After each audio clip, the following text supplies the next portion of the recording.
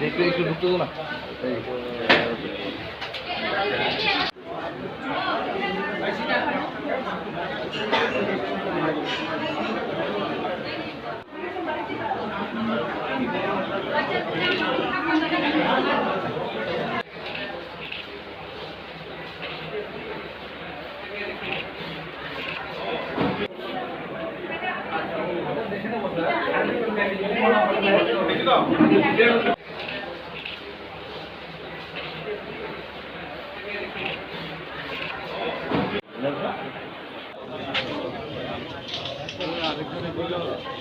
কই রাখবো না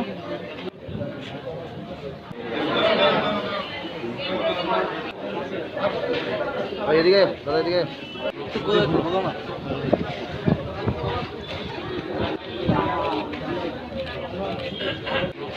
বলো না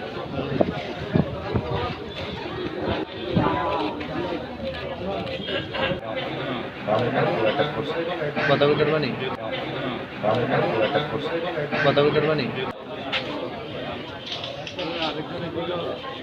কই রাখবো না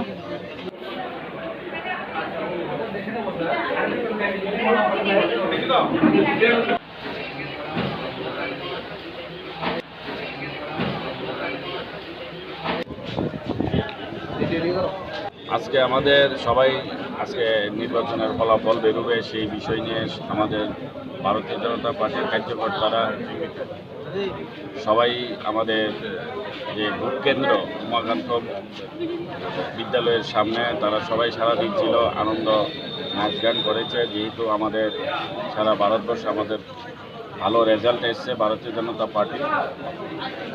তারপরে বিকাল 4টার পরে আমাদের কিছু আমাদের বাদারঘাটের যুব মোর্চার কিছু ছেলেরা এবং বাদারঘাটের যুব মোর্চার প্রেসিডেন্ট কার্তিক দাস, তুলসী পাল বাদারঘাটে এবং আমাদের সূর্যমণি নগরের আমাদের রাজীব ঘোষ, টুটন চৌধুরী, তারও সরস্বতী লুট আমাদের মহিলা মোর্চার নেত্রী, তারা সবাই সারাদিন পরিশ্রম করছে ভারতীয় জনতা পার্টিকে আনন্দ করে তারা যার যার বাড়িতে যাইব।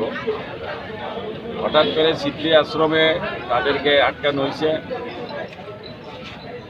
আমাদের যুব মোর্চার যে বাদারঘাট মণ্ডলের যুব মোর্চার প্রেসিডেন্ট কার্তিক দাসের উপর হঠাৎ করে অতর্কিত হামলা, সেটা আমাদের অজিত নম, এই অত্র এলাকার সে আগে থেকেই মাফিয়া, তার ভাই ইন্দ্রজিৎ নম এবং কুট্টি নম, এখানে মনীষ, তন্ময়, চিন্ময়, এই ধরনের তারা লিডিং দিছে এবং এখানে প্রায় আগের থেকেই তারা প্রস্তুত ছিল যে তারা একটা আজকে বিজেপি কার্যকর্তাদের উপর হামলা করবে। নইলে হঠাৎ করে চোখের পলকে তারা প্রায় 150 লোক অস্ত্র নিয়ে, এমনকি তাদের হাতে আমাদের কার্যকর্তারা তাদের হাতে পিস্তল অবধি দেখেছে।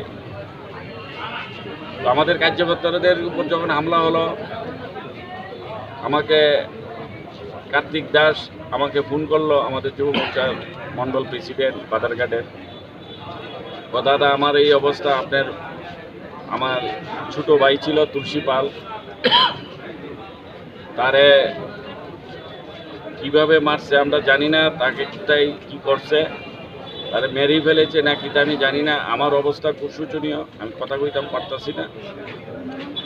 আমারে তারা মার্ডার করার জন্য চেষ্টা করছিল, আমার যুব মোর্চার কার্যকর্তারা আমারে বাঁচাইছে। এই কথা কইয়া সে ফোনটা লাইন কেটে দিচ্ছে।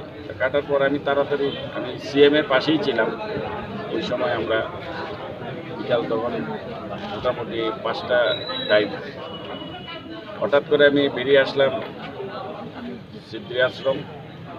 তো তারা মনে হয় এমন একটা পরিস্থিতি, মনে হয় আমাকেও অ্যাটাক করবে।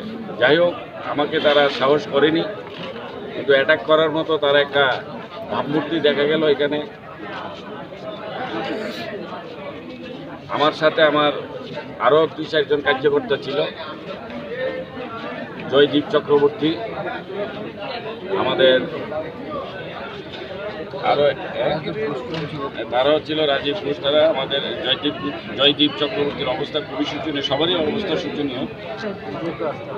তারা নাকি আমার সাথে পিজি ছিল, তো পিজি তারা আমাকে অর্ডেন করে মানে রাখছে, কিন্তু তার মধ্যে নাকি আমাকে অ্যাটাক করার জন্য এসেছিল। তাতে করে তারাও তাদেরকে আটকাতে গিয়ে তারা মানে মারাত্মকভাবে জখম হয়েছে। তাদেরকেও মার্ডার করার, একজনকে তো টাকশাল দিয়েও খুব দিছে, দেখলাম তার মাথায়। মানে একদম মানে মানে চরম পর্যায়ে গুন্ডামি। এবং তারা একমাত্র কংগ্রেস আসেনি বলে তাদের এই অবস্থা। এমনিতে তারা আমাদের মুখে বলে তারা বিজেপি, অ্যাকচুয়ালি তারা বিজেপি নেই, তারা দীর্ঘদিন ধরে সন্ত্রাস, তারা সমাজদ্রোহী। তাদেরকে আমরা কোনো অবস্থাতে বিজেপিতে তাদেরকে কোনো প্রবেশ করতে দেইনি, কিন্তু তারা মানে জোরপূর্বকভাবে তারা বিজেপির নাম দিয়ে এলাকার মধ্যে তারা দীর্ঘদিন ধরে ত্রাস করছে। এই ব্যাপারে আমাদের পার্টির লেভেলে, আপার লেভেলে আমরা জানি, আমরা সেই বিষয় নিয়ে আমরা অনেক চেষ্টা করছিলাম। আজকে হঠাৎ করে তারা এগুলি